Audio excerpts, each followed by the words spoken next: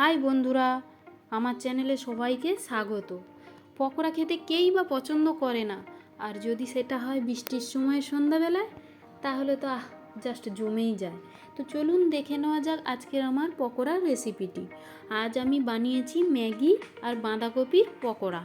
প্রথমে আমি নিয়েছি কিছুটা বাঁধাকপি কুচি আর কিছুটা ক্যাপসিকাম কুচি। এরপর একে একে দিয়ে দিচ্ছি এর সাথে কাঁচা লঙ্কা কুচি, আদা বাটা আর চিকেন মশলা। এরপরে দিয়ে দিচ্ছি আগে থেকে সেদ্ধ করে রাখা ম্যাগি আর স্বাদ মতো লবণ। এরপর এর সাথে দিয়ে দিচ্ছি পরিমাণ মতো বেকিং সোডা, আর স্বাদটা যাতে বেশি ভালো হয় তার জন্য একটু চিনি।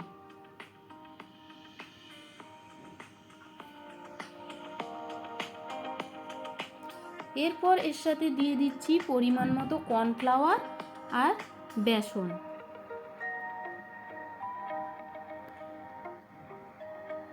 এরপর সবগুলো ভালো করে মিশিয়ে নিয়ে 2 মিনিটের জন্য রেখে দেব। 2 মিনিট পর এর সাথে আমি দিয়ে দিচ্ছি একটা ডিম ফাটিয়ে।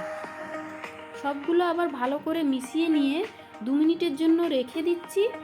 আর এদিকে গ্যাসে একটা ছোট্ট কড়াই নিয়ে তাতে তেল দিয়ে, তেলটা গরম হলে এতে আমি পকোড়াগুলো হাই টু মিডিয়াম ফ্লেমে ভেজে নিচ্ছি।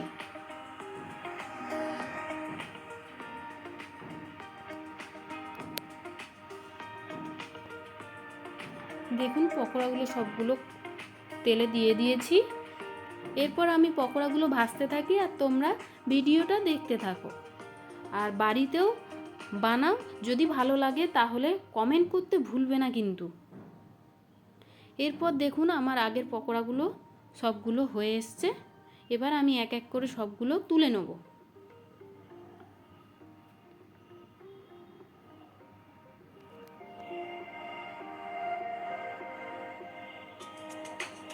একইভাবে বাকি পকোড়াগুলো আমি দিয়ে দিচ্ছি।